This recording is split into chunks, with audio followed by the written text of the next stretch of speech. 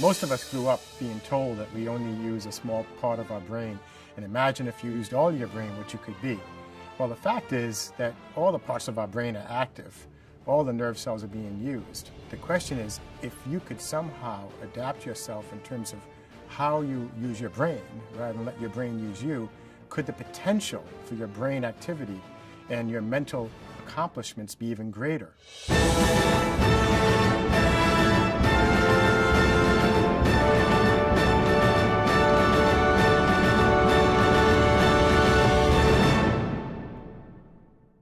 So, Rudy, most people think that their brain is in charge of them, and we totally differ here. We say we are in charge of our brain, and you make the point in the book very clearly, right up front, that you are not your brain. What do you mean by that?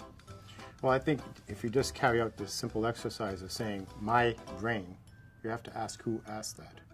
Who said, who's the my? Who asked my brain? And the brain is an organ, a great organ, that serves you, which is different than saying you serve your brain. As soon as we identify with the activities of our brain, thoughts and feelings, then we are no longer in charge of ourselves. We are just serving the functions of an organ. It's similar to saying when you're hungry and your stomach's telling you to eat, that I'm my stomach. It doesn't make any sense.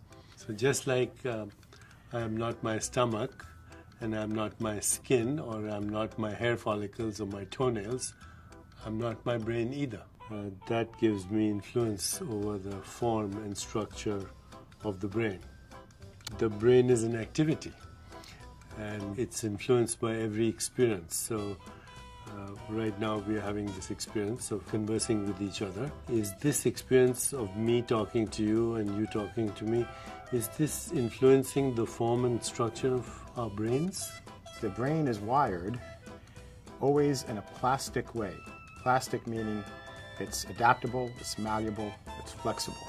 There's no hard wiring, so to speak. Yet there are certain pathways that need to be hardwired so that you can, breathe and swallow your food. But for the most part, when you have a new experience, you are changing your neural network of your brain at various levels. You're changing the neurochemistry. What type of chemicals are being made in the brain that are being shunted between nerve cells to create electrochemical signals to create memories, learning experiences. Okay, so now as we're having this conversation, which is a bit of a reflective, intellectual conversation, our frontal cortex is getting activated, or cortical brain, right?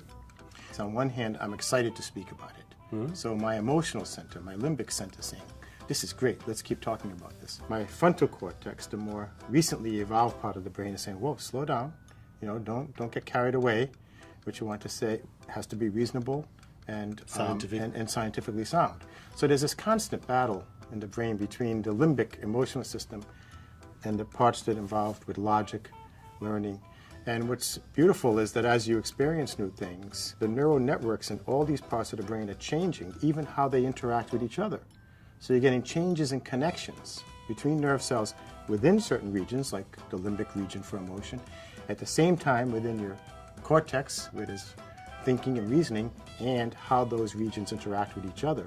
Mm-hmm. So this happens at every moment you're interacting with the world, seeing a beautiful forest or trees and birds in the forest, or when you're at a scientific lecture being stimulated by some new topic. This is fascinating to me because most of us don't think about it this way. We think, oh, there's a brain and it does its thing.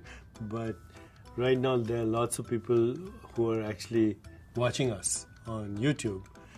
Are we influencing their brains, the structure of the brains right now? All of this input is influencing the brain of the listener. So the listener's brain is being influenced by our conversation, and certain parts are being activated, neural networks, and that activation requires the manufacture of proteins. So that requires certain genes to be activated. So we're not only influencing each other's DNA and genes, but all those people who are listening to us. Right now, as people are listening to us, if they're being stimulated by what we say and relating to it, their chemicals are changing. As a result, the connections between nerve cells are actually changing. If you picture almost like little worms that are extending and growing and now connecting in different places because of the experience, for example, of the viewer of us speaking right now. And this is called neuroplasticity, right? Neuroplasticity. That the brain is plastic. The form of the and structure of the brain can be influenced by every experience, including a conversation.